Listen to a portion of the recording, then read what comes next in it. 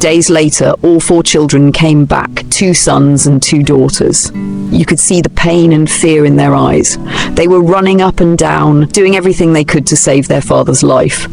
But deep inside me, I was also struggling. I believed the herbs I knew could help the king, but another thought kept troubling my heart. A stranger has no mouth to speak in the Council of Elders. If the palace discovered that I was not from their kingdom, they might sack me from my work. I asked myself, should I risk everything to save the king or keep quiet to save myself? My heart spoke louder than my fear. I told myself, yes, I have to try and save the king, no matter the cost. After all, the prince and his people had been searching everywhere for a solution. Maybe, just maybe, the solution was in my hands. Even though I was not completely sure, I had to try. He who brings cola brings life. He who keeps silent may bring death. One early morning, I woke up before the sun rose.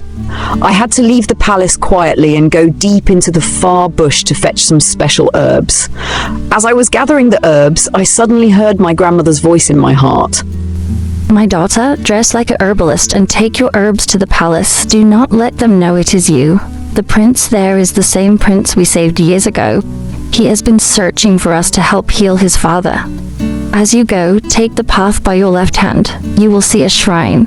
Take some old clothes from there and wear them. The owner of the shrine is in the palace now, so no one will recognize you. A wise person does not walk into danger wearing the cloth of pride. I quickly rushed back, holding my herbs tightly, and changed my clothes. I dressed like an old woman, tying an old wrapper and covering my head with a faded scarf. When I got to the palace gate, the guards refused to let me in. My heart was beating fast, but I gathered courage and began shouting with all my strength. Soon, the prince and many people in the palace came out, wondering who was making so much noise. The moment my eyes met the prince, I started speaking with tears in my eyes. I told him what happened to him 5 years ago, how an old woman saved his life and his brother's life after that terrible accident. Everyone around was shocked and stared at me in surprise. The prince, with surprise on his face, said, "Yes, I have been looking for her and her granddaughter. I even went there, but they told me the woman had died years back." Immediately, I interrupted him softly. "Please, can I go and see the king?" They allowed me to walk straight into the palace. Inside, I saw other herbalists and native doctors sitting silently, looking worried and tired. Without wasting time, I began to administer my herbs to the king. I spoke to my herbs my grandmother taught me, praying they would work. A child who knows how to wash his hands will eat with elders. 10 minutes later, the king suddenly sneezed. Everyone in the palace jumped up in shock. The heavy tension in the air melted away, and people began to whisper and look at me closely. Slowly, the king sat up on the bed, looking around with weak but living eyes. At that moment, I knew it was time to reveal who I was. With shaky hands, I removed my disguise and dropped the old woman's clothes on the floor. No one could believe it. It was me, the same maiden who worked quietly in the palace. The prince stepped closer, his voice shaking, and asked, "Please, who are you?" In a small voice full of emotion, I answered, "My grandmother was the one who saved your life and your brother's life 6 years ago." The whole palace was silent. The native doctors and other herbalists began to leave the room one by one, their heads bowed. 2 days later, to my surprise, I was invited by the king himself to a special family meeting. I was the only outsider allowed in that meeting. Later, as I was working in the kitchen, the king's second daughter came to me quietly and invited me to her room. To my greatest surprise, she brought out beautiful new clothes and asked me to change. She dressed me up, fixed my hair, and even gave me a fine wig to wear. When I looked at myself in the mirror, I couldn't believe my eyes. Money is like palm oil, it makes every meal taste better. I had been transformed into someone else entirely. I looked beautiful, royal and full of grace. Oh my God.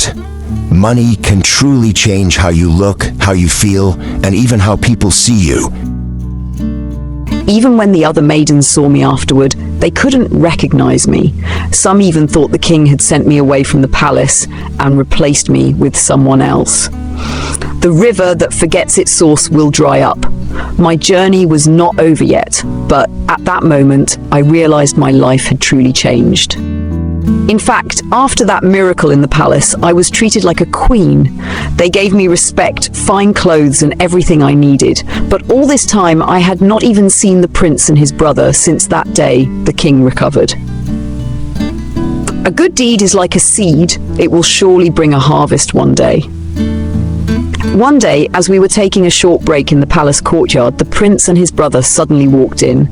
Even the prince could not recognize me in my new look.